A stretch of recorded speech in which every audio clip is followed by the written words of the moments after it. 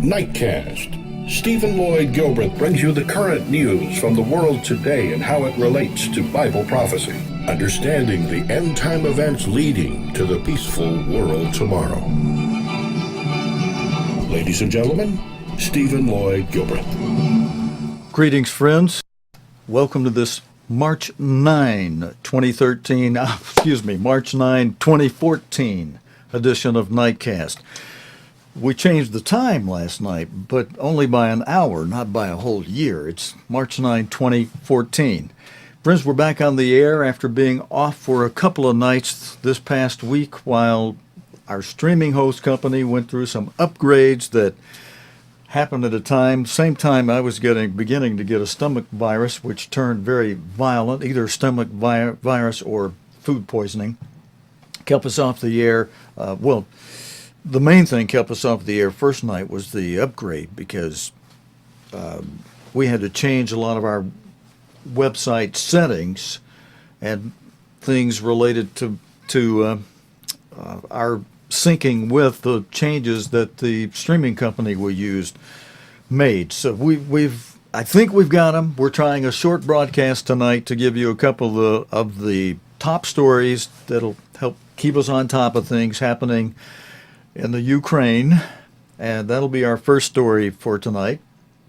And with something that has gotten very little attention that has happened involving Israel and some weaponry they were able to confiscate that was coming out of Syria on ship down to Gaza, being an advanced Iranian weapon on board the ship.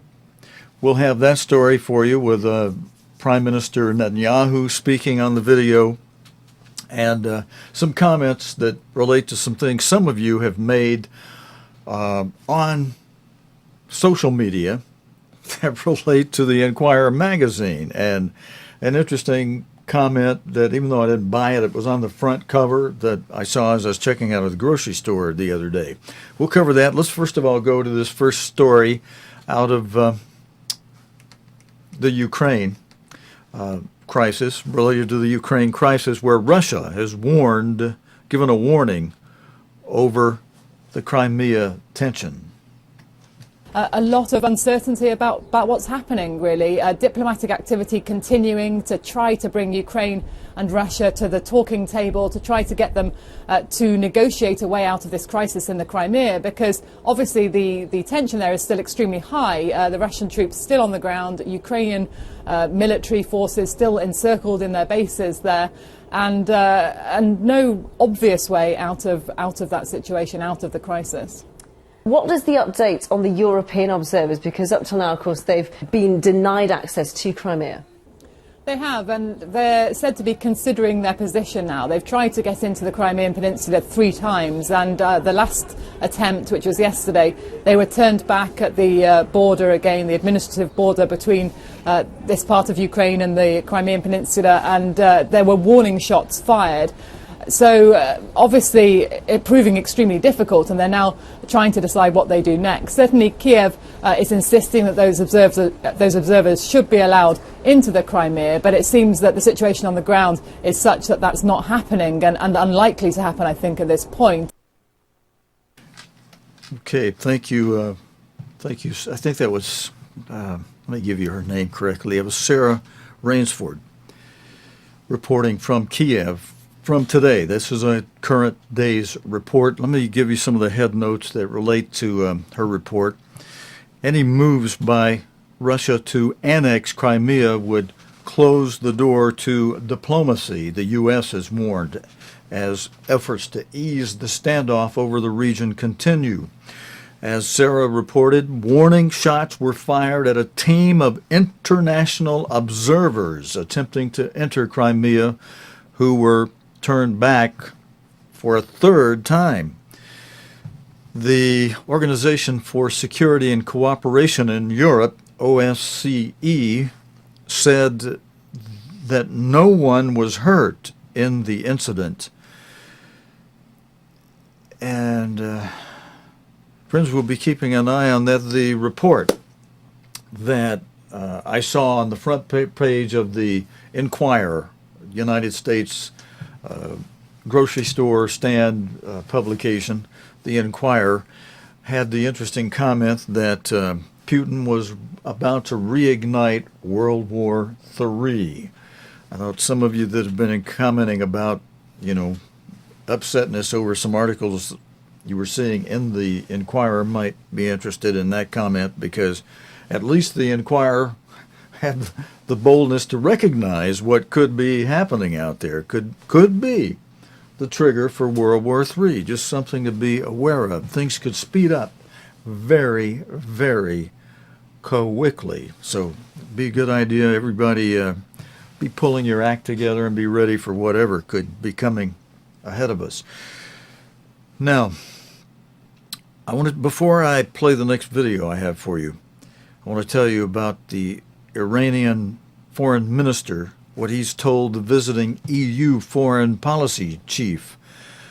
Now, he's told Catherine Ashton that a nuclear deal could come in the next 4 months.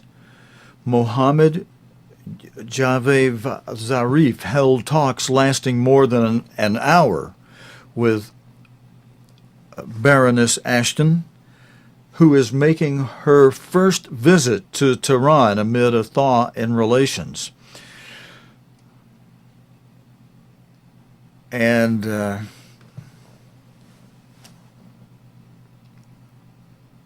interesting thing about that, friends, is I was looking at a detailed report earlier today where reminding us how the United States has gotten everybody into a lull in dealing with Iran and ignoring reports of interviews and a former presidential aide appearing on Syrian television, of course speaking in the Arabic language, but it had English subtitles provided with it that showed that they are still secretly working on their nuclear things. They've got stuff they're not showing and revealing.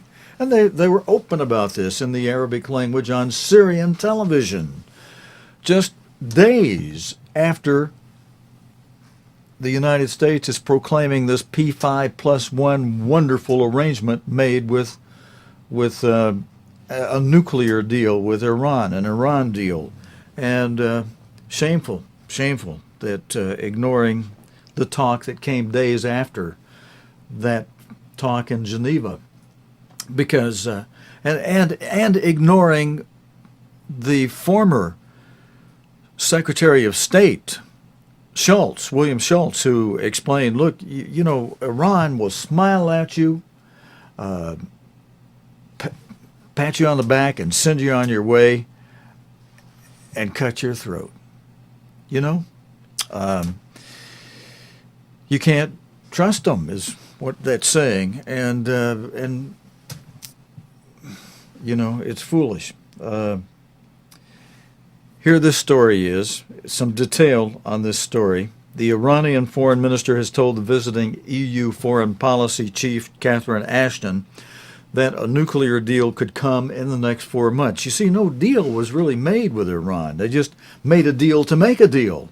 And the United States, the head of the United States, got everybody to pull off the sanctions, or at least a good part of the sanctions against Iran, when there's no deal really made with Iran. And Iran, behind their back, goes on Syrian television and says, we hadn't made a deal and we're not stopping anything. We're just backing off some of the nuclear stuff on the stuff they can see, but this stuff we've got hidden over here that's more advanced than that stuff is anyway, we're continuing to work on it. Ha, ha, ha.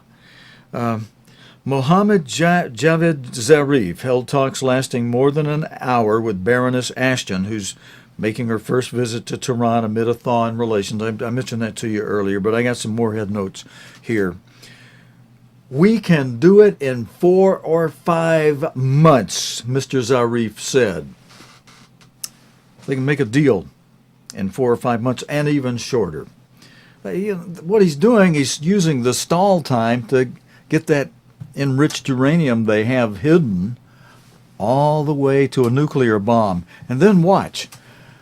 as the man in Syria, the former presidential advisor, said, when we have a bomb, then try to negotiate with us, because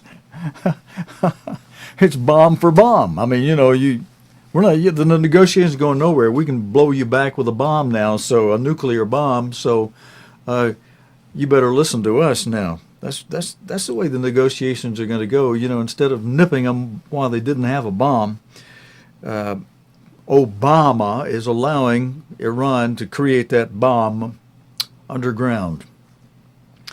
World powers want Iran to scale back its nuclear work to ensure it cannot assemble a nuclear weapon. Like former Secretary of State William Schultz said, you can't trust them. You cannot trust them. The former Iranian presidential advisor got on the air in Syria. We showed you that video here, just a few days after the P5+1 Geneva talk that was proclaimed as, oh boy, we got to deal with Iran. They went on air right after that, laughing their head off at us, saying, even saying, as William Schultz said, you can't trust us, and saying, ha, ha, ha, we fooled you. And the fooling is still going on. In November, Baroness Ashton helped broker a deal to curb Iran's nuclear program in return for limited sanctions relief. Analysts say the war in Syria is also expected to be discussed, as Iran is a key ally of President Bashar al-Assad. It's the first visit to Iran by an EU policy chief since 2008.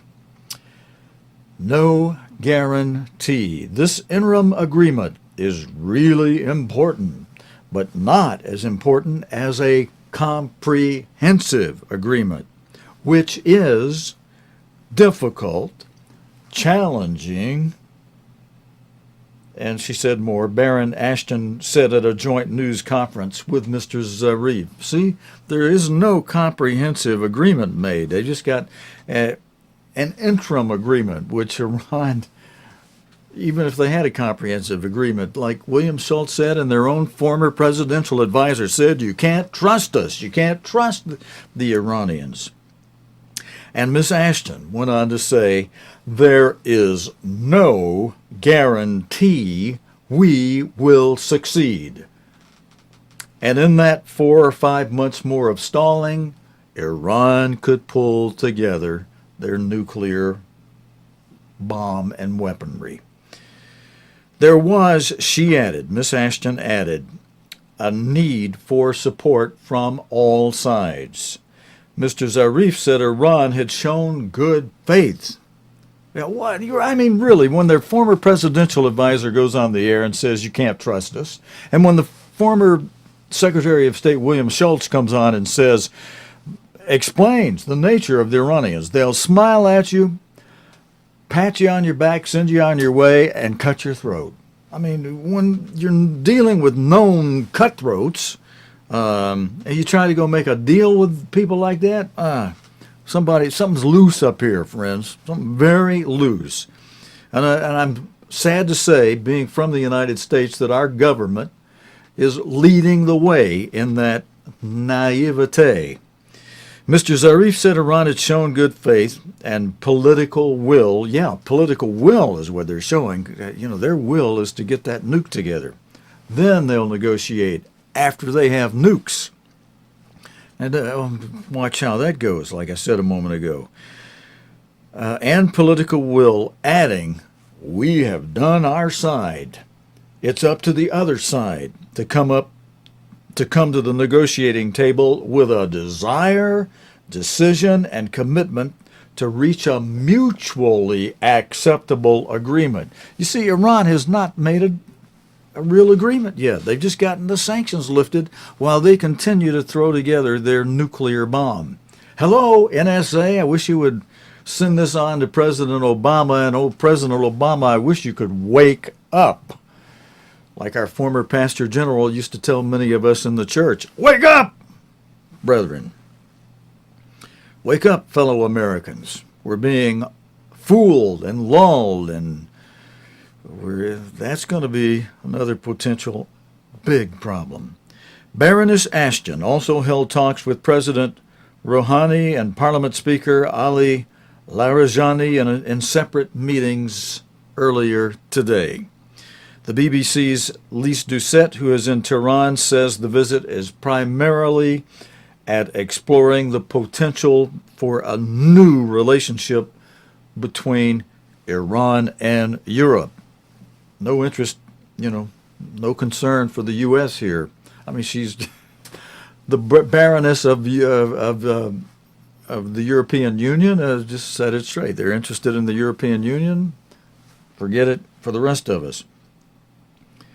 She's going to be for a surprise, though. Iran is only interested in Iran and only interested in Europe as it might somehow financially benefit Iran and Iran's political will. But it is hoped Baroness Ashton can send a message to Iran's leaders that there is much to gain if they continue to build a new relationship with the international community, she adds. Last year's interim deal with the so-called P5+1, which is the U.S., the UK,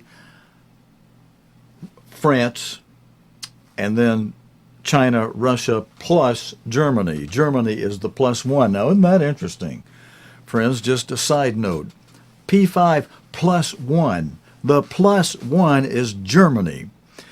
The P5 is Joseph and Reuben. Joseph, the UK and US, Ephraim and Manasseh, and Reuben, the firstborn who lost the birthright because of his sexual sins, France. So you got the brothers there, the US, the UK, and France. You got them as part of that P5. The other parts of the P5 are China and Russia. And then the +1 part of that is Germany, which is going to wind up being the head. Germany, the Assyrians, are going to provide the emperor for the new, revived Holy Roman Empire, an emperor to be crowned, whether he's called an emperor, he will be an emperor, over the empire of the EU that will give the nations there, will give their power to what the Bible calls a beast, prophetically. They'll give the power, 5 from the east, 5 from the west, like miry clay and iron. They will not get along, but they, under some event that'll trigger it, they'll give their power to this beast, this new head of the Holy Roman Empire, the 7th and final head of that empire, biblically speaking. And that'll trigger the whole thing. But last year's interim deal and the so-called P5+1, the U.S., the U.K., France, China, and Russia, plus Germany, saw Iran curb Iranian enrichment. Well, yeah, they saw what they wanted to see. They saw what Iran revealed, but the former presidential aide to Iran got on television in Syria. We showed you that video in November. You can go back to our archives and find that, friends, and watch that, where the former presidential aide to Iran laughed his head off at us in that P5+1 deal, saying, we got uranium that's further advanced than what we've told you about, and we're still working on that.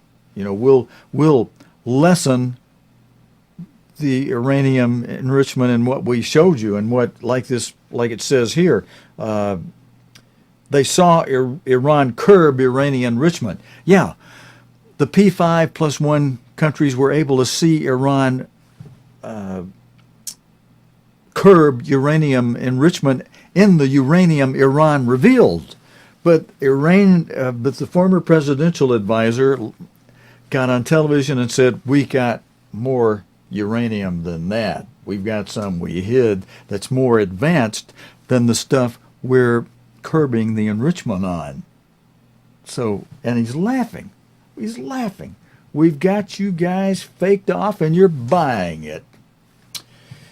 And everybody's ignoring it. The liberal media is ignoring it. Everybody, and it's out there. We got it on our archive. You can see that video of the former presidential advisor admitting that.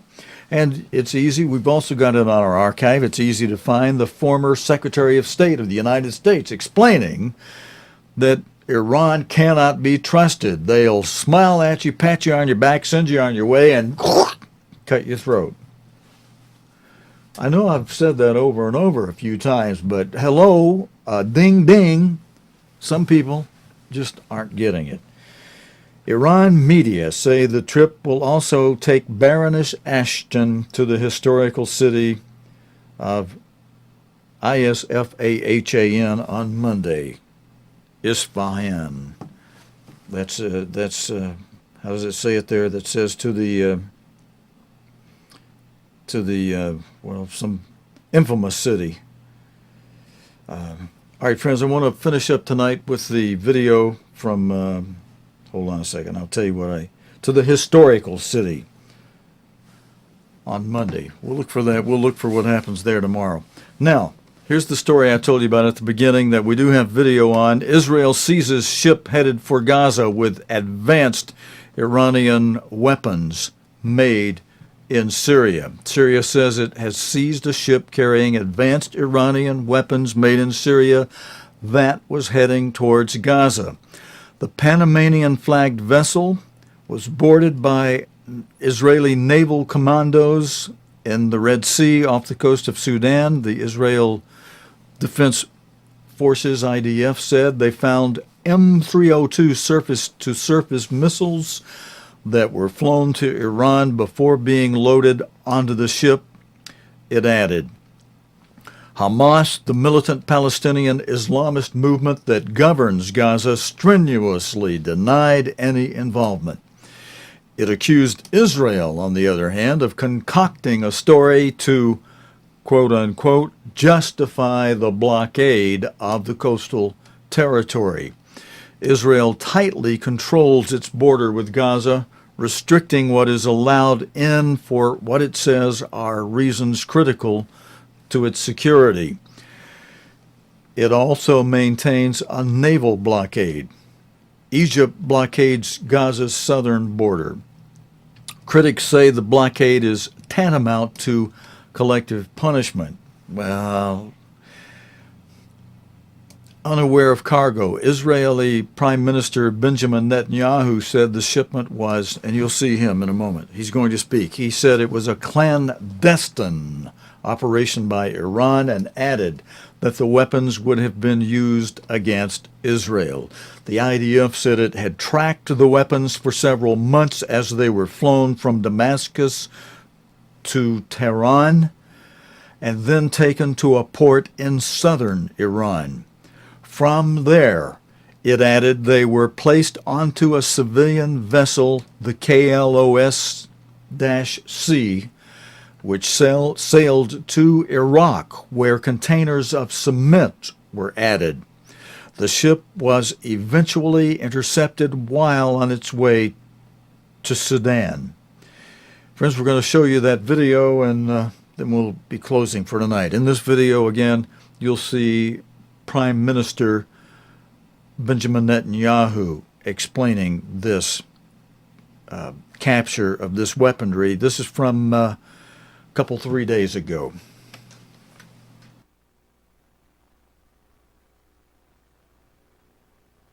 Israel captured a ship on the high seas stocked with weapons destined for terrorist groups. These weapons were going to be used against Israel. The entire operation, this clandestine operation, was organized by Iran. While Iran is conducting these talks, smiling to the international community, it continues to arm terrorist groups, continues to perpetrate terrorism around the world. Such an outlaw regime must not be allowed to have the means to make atomic bombs.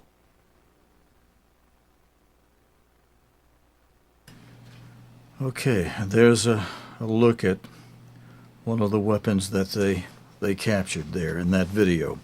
All right, friends, we go to a lot of work to dig out the stuff that you should be aware of, including, like I mentioned to you, that video back in November showing the former presidential aide of Iran laughing his head off at the P5 countries, U.S., U.K., France, China, Russia, +1, plus Germany, laughing at Germany too, except Germany,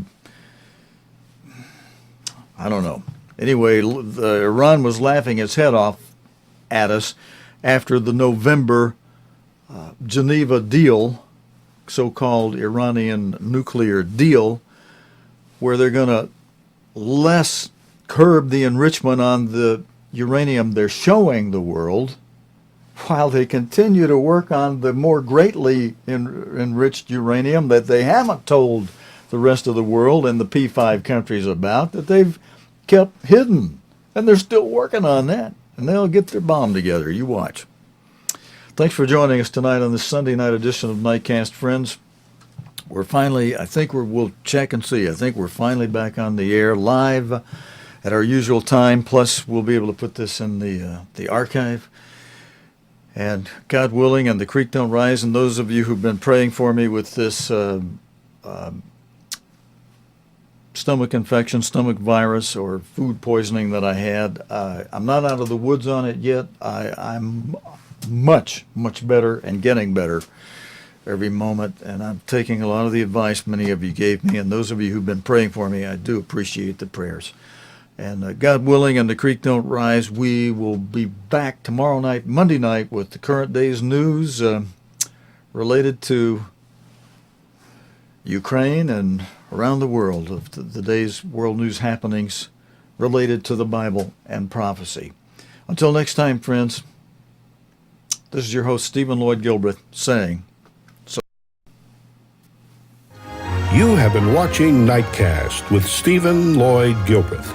Nightcast can be seen Sunday through Thursday nights here on cogtv.org. Tonight's program is also available anytime on demand in the cogtv.org video archive.